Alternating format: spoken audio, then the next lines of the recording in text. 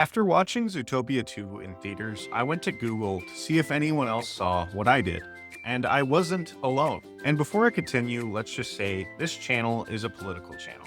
And this video specifically, I'm not only reviewing the movie, which will be fun, I'm also analyzing it for the little political messages that Disney loves to hide in their film. So although I'm discussing the content for the film while trying to avoid spoilers, if you want a more basic movie review, I promise I won't be offended if you check out. That being said, let's dive into it.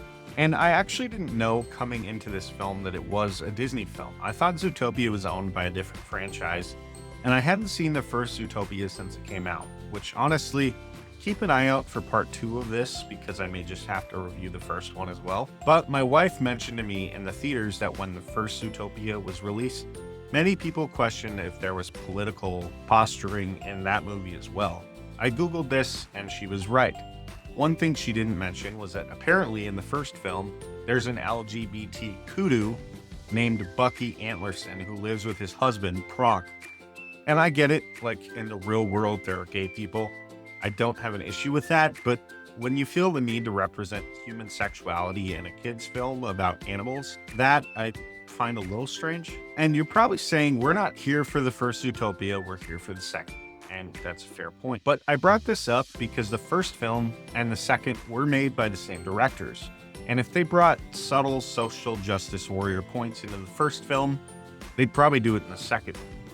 Well, according to Google, I am right. In fact, in an article by Polygon, discrimination very much exists within the multi-species animal city of Zootopia, and the duo of Hops and Wild are still fighting. In fact, returning directors Jared Bush and Byron Howard once again blend the high-concept political messaging about embracing diversity with a blitz of visual gags, pop cultural references, and endearing silly characters that ensures Zootopia 2 never feels too preachy. And I think too preachy is spot on. Disney knows its fans are getting wise to the leftist talking points they've been giving families, and in their last few films, they've seemed to backpedal a little bit. We've covered this in other recent movies by the company, including Elio and Lilo and Stitch, but the leftist talking points are definitely still present, especially in the new Zootopia movie. And I don't know if you've seen this wacko. Like, seriously, he's so bad that I've thought about making him my second YouTube beef. But unlike him, I don't hate every movie I watch, and I don't have a horoscope that tells me it's woke trash. I genuinely want companies like Disney to change.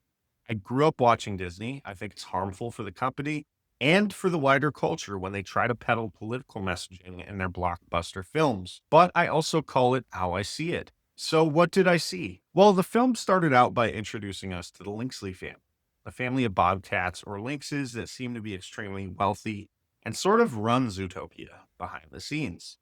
There seems to be some tension between the fox and the hare, and without saying too much, it really tests their partnership personally and publicly. One thing I think Disney did really well in this film was painting an investigation that Judy and Nick get into as a sort of conspiracy. It sort of hinted, or at least seemed to hint, at the conspiracies many Americans have about shadow governments and certain individuals secretly running the United States of America, and how if certain things were investigated or if certain secrets got out, it would upset the natural order of society, and the elites would be very unhappy.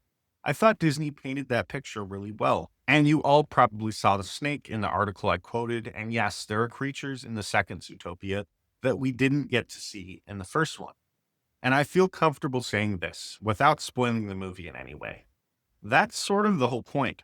The point of the film is to get the occupants of Zootopia to understand that the land they live on was first lived in, occupied by, and built by groups that they view as less than them, or in some cases, groups that they have expelled or actively want to expel from Zootopia. In fact, the villains of the first film and the villains of the second want to remove certain groups of people from their midst in order to create a better, wealthier, and more productive society. Maybe I'm going out on a limb here, but isn't that pretty much the exact narrative that the left wants us to use when talking about illegal immigrants? They were here before us. They built the land, and we live on their lifeblood. And the rich and powerful and xenophobic animals of America are perfectly happy to expel them or oppress them if it means a more prosperous America. I don't think I'm reaching. When I covered the newest Superman film, which sort of had the same messaging, the left had the most condescending response, basically saying that basic empathy and human kindness is what the film showed, and the American right fighting that politicizes it by showing that that's something that they lack or a message that they can't understand. The Hollywood left pulled the old switcheroo, saying it wasn't political, but then condemning the other side by saying that they have no empathy. But I think the American people are smart enough to recognize the subtle messaging that Disney continues to push. That being said, was the film good? Yes, the film was super good and very funny in many parts. And although I'm highlighting the political messaging, since it was subtle and I feel like it needs more highlighting, overall I didn't really feel it was very easily spotted unless you were looking for it. I still think that it's a family-friendly film, and I even recommend going to see it. But I would caution Americans to be wary and to be ready to hold Disney accountable if they continue to push leftist garbage as they have in the past. That's it for now. If you enjoyed this video, be sure to subscribe. I'll mostly deal with politics, but I will be pushing out more movie reviews as time goes on. Until next time.